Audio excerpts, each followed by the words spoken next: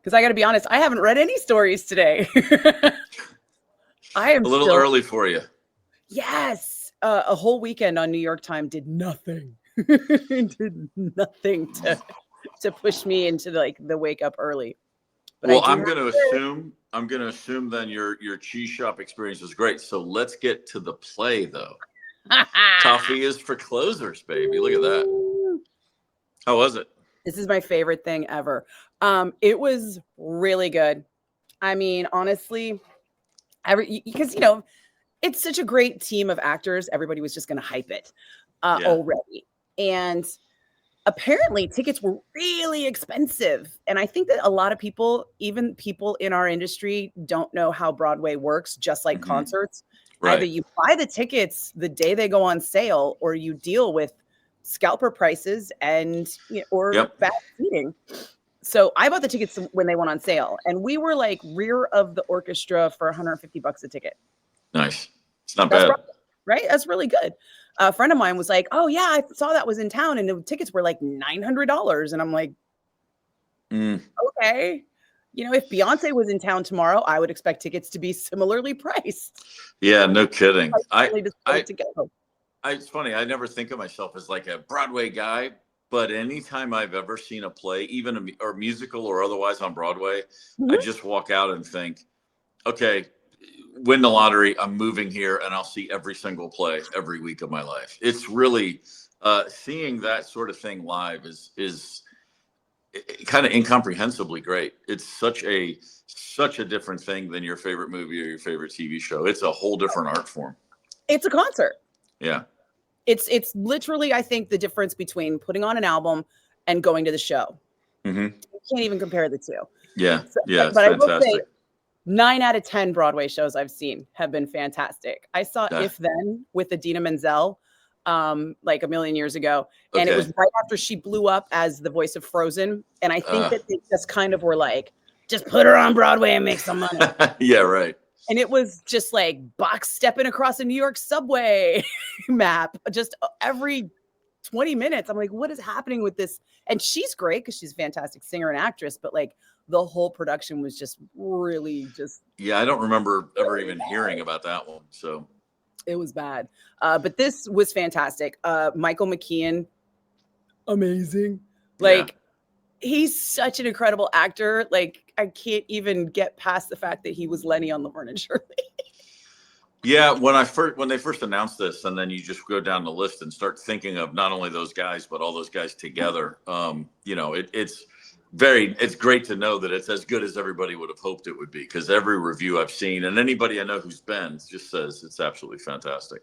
It's Better Call Saul cast, with Kieran Culkin. So you've got Bob Odenkirk, who does a fantastic job. You've got Bill Burr, who plays an excellent hothead. And you've got Michael McKean, who is just chewing up the scenery, the befuddled older guy, and just has the comedic timing of a scalpel. Everything. Oh, he's playing the Jack Lemmon part, the Shelley. He gets all the biggest laughs. And then you've got Kieran Culkin, who is just kind of, at that point, he's the utility guy, but he's so good that you're like, the utility guy is killing it. It went so fast. Half hour of the first act, and we were like, already? Yeah. Wow. By the way, who knew you could get pineapple slushies on Broadway? Not me. And they will add alcohol if you ask. Well, they're good like that. Yeah. I think everyone in New York will add alcohol if you ask. Pretty much. I got that impression. You could probably get one at a Papaya King, go get your hot dog and your papaya juice, and they'll spike it if you want. Yeah. And then second act was like an hour-ish. Wow. And that's when they got like into the real meat and potatoes. Like the first hour just felt like a setup. And then the whole second hour was just nonstop applause. It was so good. I remember seeing that movie when it came out. I had a day off on tour in Santa Barbara, and there was just walking in little downtown Santa Barbara, me and a couple guys, and we just saw a movie, and it was like Glengarry Glen Ross. What the hell's that? I hadn't heard of the play before. And we just looked at the poster and just said, well, let's just see what this is. And so going in without any concept of what we were about to see, which is, of course, the best way to see anything, And then I remember just being beyond riveted and then walking out of the theater, immediately crossing the street, walking into a bar and just ordering a shot of bourbon. I was like, I need a drink so desperately right now. I was so wound up watching that movie. It was incredible. Well, And also, it's still one of okay. those movies that anytime it's on, I just will start watching. You know, if I see it, it's just like, oh, here we go. Watching the movie when it came out and I was in my 20s, and watching the movie now in my 50s is a whole different experience. Yes, it is. Now I'm like, I see these guys. I know where they're coming from. I know who they are. Mm-hmm. And it's so much about that transition from relevance to irrelevance in career and life, and how career and life are everything to these guys. Like, it's the same thing. You know? Yeah, it's it's definitely a, oh wait, this race is going to end one day, and I'm on the last lap right now. Oh crap, you know, that's a pretty universal theme. Everybody gets there. So, you know, you're lucky if you get to that place. I'm watching it happen now with people I know who are like, sure. What do you mean I might have to start an entirely new career in my 50s, 60s, etc. Because I don't have enough of I don't have millions in the bank to sustain me. Mm-hmm. And then it just doesn't dawn on people. It didn't dawn on me. Like, I don't see people in general. I mean, like, what? I think a whole huge amount of our generation is like shocked that we are going to have to pivot yet again. In life, because I think we were the original generation that was not going to be working one job forever. And now 10 jobs before they're 20. Yep. I think the and they don't start working until they're 18. the last 25 years, man, or 30 years with just simply put, just the internet, but just what technology has it's just advanced the time at which evolution would normally happen. You know, it used to be technology would, you know, you'd see jobs come and go within one generation, but now it's within a year. I mean, entire, you know, industries are coming down the pike that don't exist now and will already be obsolete in 20 years. But for a few years in the middle, they'll be the whole big enchilada. And no one realizes when you're in it that it's going to end, right? No, of course not. No. Like being in a band that gets big, and while it's happening, it doesn't dawn on anybody that this isn't going to go on forever. Like, everything's great. Everybody's telling you how great you are. Everybody's like planning your future, and you're just like, cool, this is a great ride. And it's a lot of times, I mean, I think it just comes down to, and not just from my own experiences, but other bands that I know, it comes down to the simple things that keeps anything from going long term, which is you don't have the simplest of conversations where everyone's honest, where you say, what do you want and why do you want it?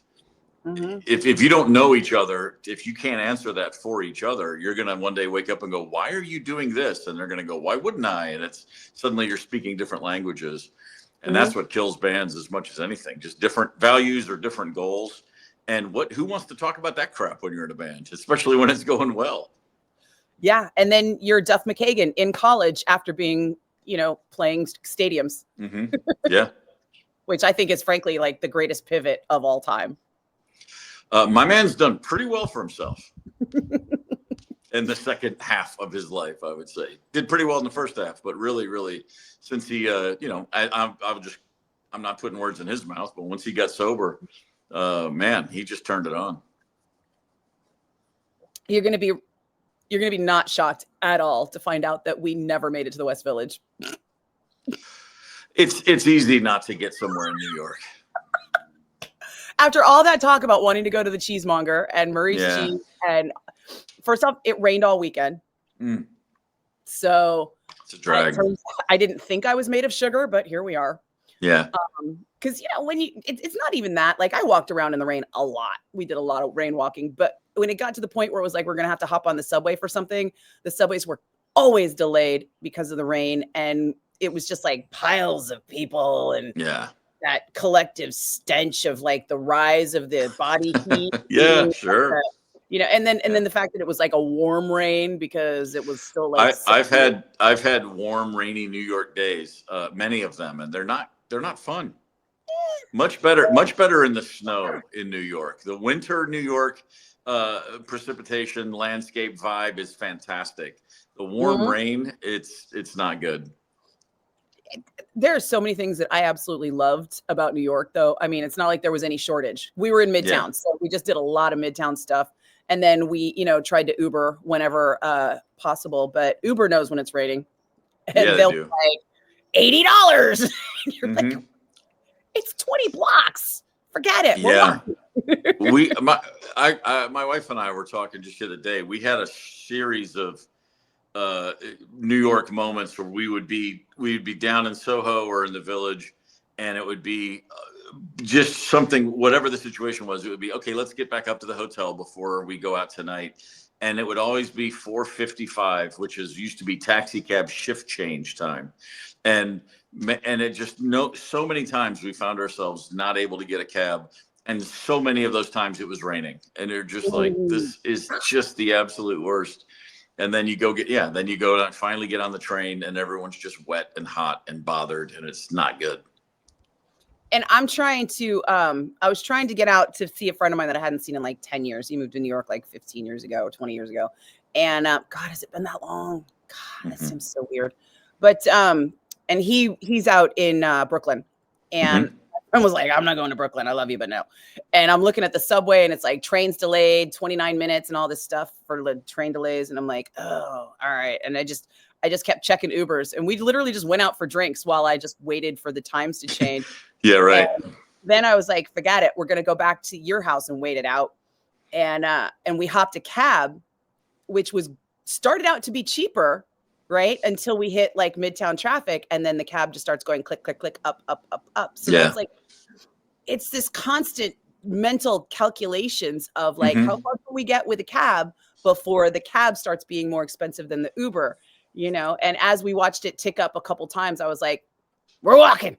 Yeah, sure. Here's some cash. I'll see you later. And we hopped out and then walked like 10 blocks. And then I got an Uber that was like, or a Lyft, probably a Lyft. I was flipping back and forth. They were both kind of changing competitive rates. And then that ended up being only $40 instead of, $85 to get to Brooklyn without being in the rain.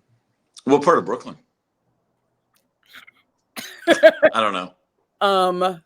It was a pub. I could tell you the name of the pub if that would help. You don't remember the neighborhood? I just put the address in with the Uber and was like, drop me off, brother, pick me up. Brooklyn's pretty great though. We used to, we lived there for a few years, and it's the only place we've lived and left that I still miss. Like I love everywhere we've ever been, but when I think about Brooklyn, I still have the. Oh my God. I just adore the idea of being able to walk out your door and everything is right there. Yeah. No, it's pretty great.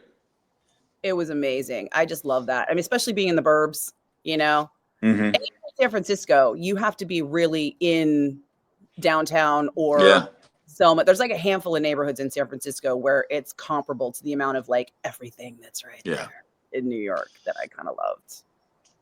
San Francisco is the first time I was ever in San Francisco was 1990. And I remember thinking like, I'd have been in New York a few times already, but just thinking like, this is the only place I've ever been that reminded me of New York. And it was just it doesn't look like it, but it was just a vibe of that. Like, oh, you can get everything really close. Like people are just living in a 6-block radius. They have it all.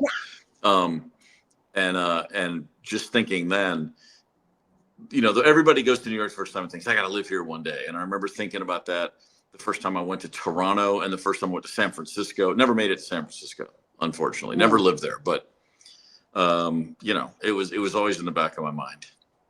Every time I go to New York, I'm like, I've got to come visit here one day, but I never thought I would live there. Even when I was like looking at other radio stations, I was like, well, if I had a job offer in New York, I would definitely consider it. But I'm so Bay Area that it would be really hard for me to move. Sure.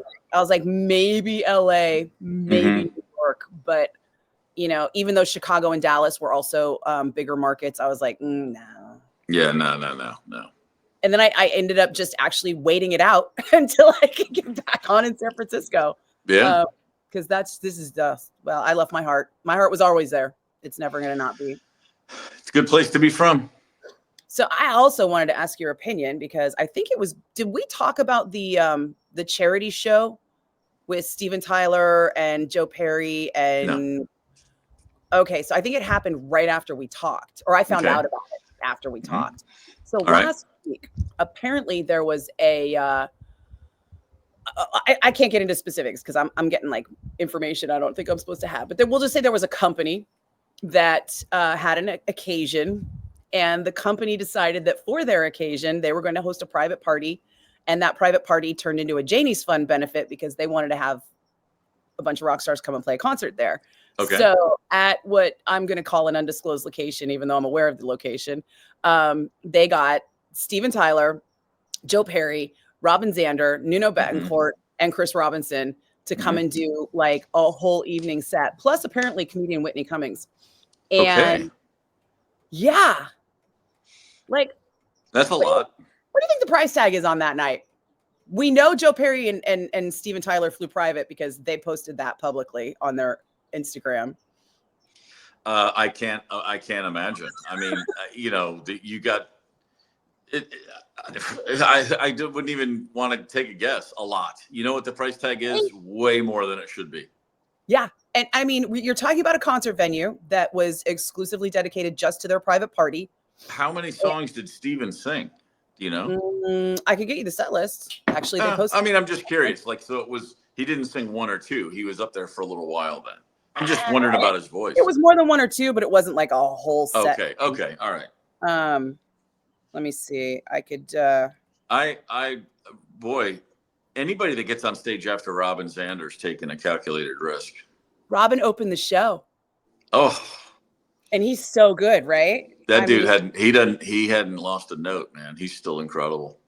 I think the set list was posted publicly, so I don't think I'm out of turn on the set list. So they started with Robin Zander's set, I Want You to Want Me, Hello, Surrender, California Man, Ain't That a Shame, Dream Police. Phew. And then there's a rumor that they knew that Steven Tyler and Joe Perry had other commitments that day, and their plane was going to be cutting it close for the set. So they added Chris Robinson at the last minute. And then he did Kicking in My Heart, Twice as Hard, Jealous Again, Hard to Handle, and Remedy. And then Steven Tyler and Joe Perry came in, and they had what I'm told was an additional charitable auction-y thing.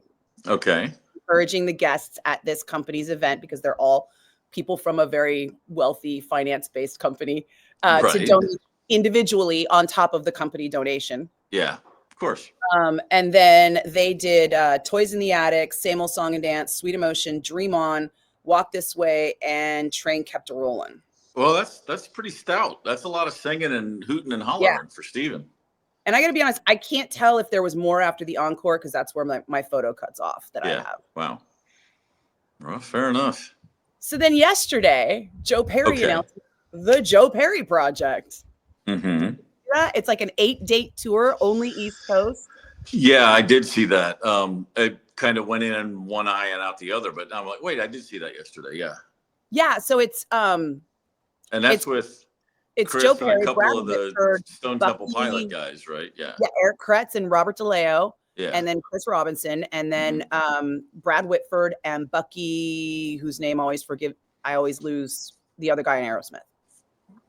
Oh, Buck Ace, Buck Johnson. Sorry, Buck. Thank you. Yeah. So it makes sense. I mean, I'm surprised Joe's only doing 8 dates. Actually, I would think because Aerosmith's done. They're not touring anymore, and that's my next question, right? What? Is it going to be 8 dates? I'm sure it's that thing of let's just see how these go. Let's see what we do. But what is that in? Big clubs, theaters? Ooh, good question. I'm curious what the venues are in terms of. It wasn't near me, so I was all. Yeah, the only. It's. You know how personally I take it when artists don't come to my town. I do know you take that very personally. That's a great band, and that's a lot of great songs to choose from. So I would imagine they could probably go do as many shows as they all felt like doing. That's what I'm thinking. And I'm thinking that we have kind of the Close Enemies example, right? Mm-hmm.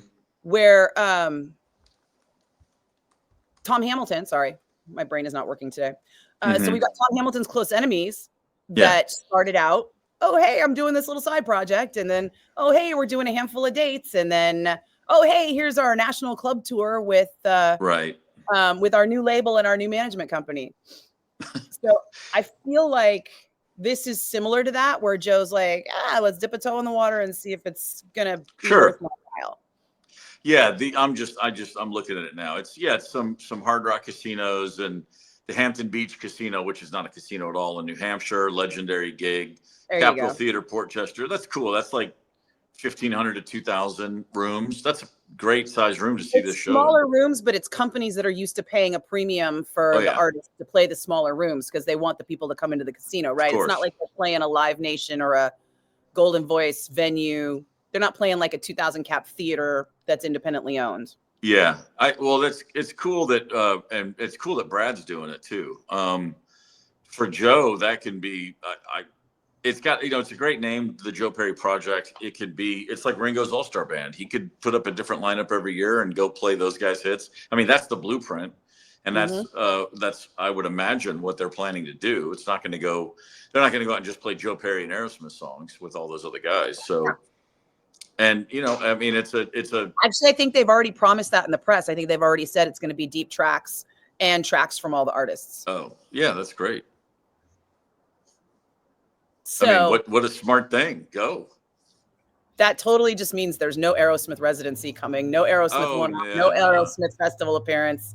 No. I don't know how they could. I just don't think that's. And I don't have any information at all. But it really is after waiting a year, after pulling the plug and then a year at least before saying no, this actually isn't going to happen. After saying it's coming, if you just think about all of the conversations that went on in that year about no, is this really not going to happen? Is this really done? I mean, it's got to be done. Like those guys walked away from a monumental payday, which means Steven really can't do it. Because and so every person that had tickets to that Peace Out tour will be pissed off. Yeah. He can't turn up and start playing full shows. It's a bad look. And I mean, if you could again, it's like I wouldn't hold it against. I mean, who knows? Maybe the guy, if he's just got an hour a day in him, 1 day a week, I wouldn't say the guy shouldn't go out and do what he wants to do, but I just don't think it's going to happen. I just can't imagine.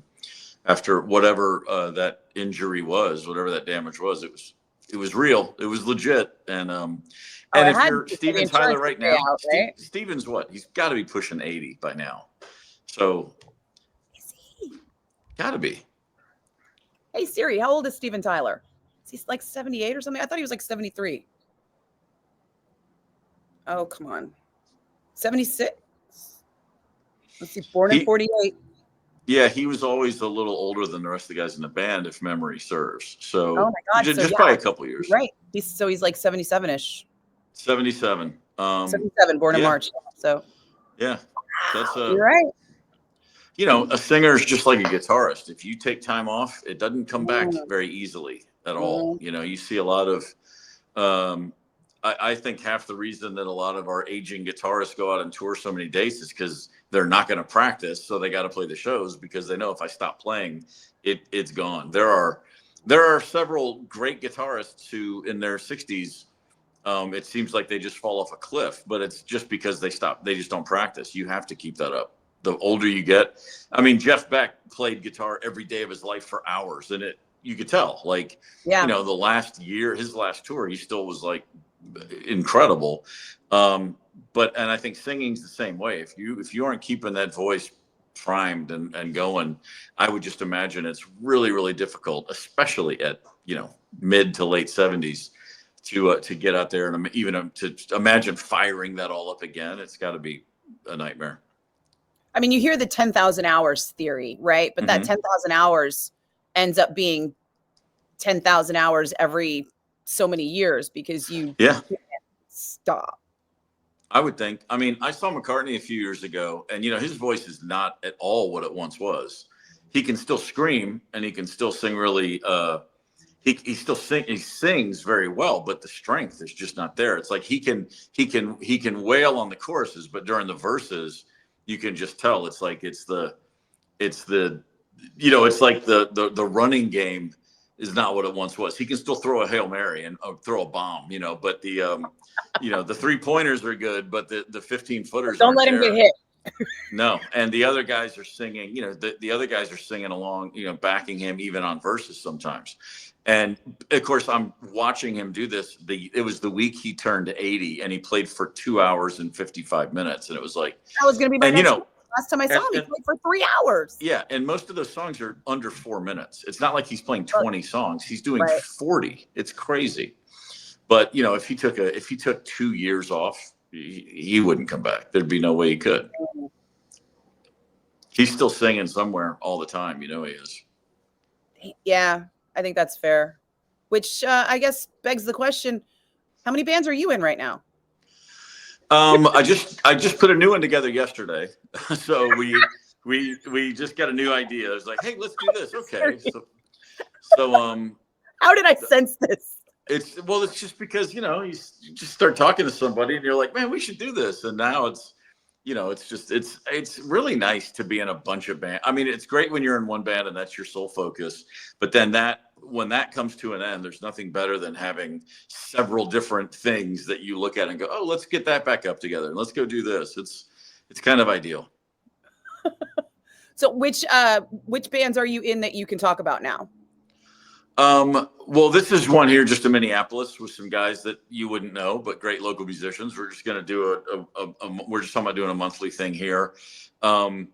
The Bagman doesn't have anything on the agenda right now. The still unnamed band that I have with Mike Mills from REM and Darius Rucker, we've got a great record. We're trying to figure out what to do with it now because it's 2025 and who the hell knows what to do with the record. And we still need a name for that. So again, please, all submissions are welcome. Have you considered doing like an 8-date East Coast tour to figure it out? We have, and we are still considering that. We are thinking about it, and we keep it's like you look ahead 6 months and go, is everyone available for this 10 days? And so right now we're looking at getting out in November, but who knows if that'll actually happen? Because we first thought it would be this June. It's funny, the older everybody gets, the less in a hurry you get too. You get more patient, even though, you could make an argument that there's fewer sands in the hourglass. But after everyone's been doing this so long, it's like, there's no reason to ever rush anything. It's like, it'll happen when it's supposed to happen. Yeah, I'm a big proponent of the Name This Band tour. Tonight, name this band. That's really true. Just everybody, just shout outs from the crowd. Give us names. Oh yeah. I mean, you could just put like a big whiteboard in the lobby. Yeah. And let people just graffiti what they think the name should be and then play your set and just tour as Name This Band. I feel like I'm putting together a campaign for you right now. Yeah, the Talking Heads album title. The name of this band is Talking Heads. That's a good album title for the tour. We may just call it the Name Band. The band with no, never mind. I'm going to stop. As soon as I immediately try to open up that portal in my mind, I just get frustrated. It's 2 years of trying to name this damn thing. Yeah, no, I'm saying Name This Band. That's your new name. Name this band. Go do some touring on it, and something will pop. Somebody will say something, and then it'll be like, Yeah, probably so. My favorite name of a band that couldn't figure out what to name their band is "And You Will Know Us by the Trail of the Dead." Great name. Right? Great name, yeah. Fantastic. My friend Kerry King, he leaves Slayer, right? And in true Aerosmith fashion, everybody gets mad at them for not being Slayer anymore. And then he tries to go out and have a new band, but every single name he wanted was already taken. And there was always somebody operating under that name. It was just impossible to find anything. He was like, well, at least I still got my name. Yeah. So, all right. Well, there's just too many of you guys that have names in your band. I'm sorry. I'm annoyed. I can't talk about this anymore. It's just too aggravating. I look around at stuff all the time, like just household items, just waiting for the right thing to hit. Just doesn't happen. Well, we've come across a bunch of names we all love. They're just all taken or have been used. There's just people tie up names. It's crazy. That's where he ended up. Just the worst was we all agreed on a name, and then it turned out it was in use from an ABBA tribute act that's touring and doing big business. And it was like of all things, oh my God, yes, it's rough. Part of me wants to knock the tribute bands, but part of me is like, I get it. Yeah, no, people love the music, man. Why not? Go for it. I'm going to be in England, and I'm not sure if I want to see the ABBA, what do you call it? Hologram? Is it a hologram? There's like an ABBA show that is like a hologram. Yeah, you don't want to see it. And then if you went, you'd have a great time. You'd just be like, oh, these songs are amazing. This is great. Look at that. I'd have to eat some words. I don't know if I'm ready to do that. Yeah. Then again, game time decision. You don't have to make that decision right now. And going to London will be exactly like going to New York. Will be like, I have to come back right away. Yeah, sure. I have a fair watcher list that's like trying to figure out everywhere I can make it and back in a weekend. Although I got to be honest, this weekend was tough. I basically had to get up at midnight my time to fly back Tuesday morning and then land in the nick of time to get in my car and bolt home to be able to record from home. I could have made it to the studio, but nobody wanted to see me. I mean, I still haven't washed my hair. Right. It's important. Self-awareness is key in this and any other endeavor. Yeah. You're welcome for not being able to smell me from here. Yeah. The fresh air would have probably been your buddy.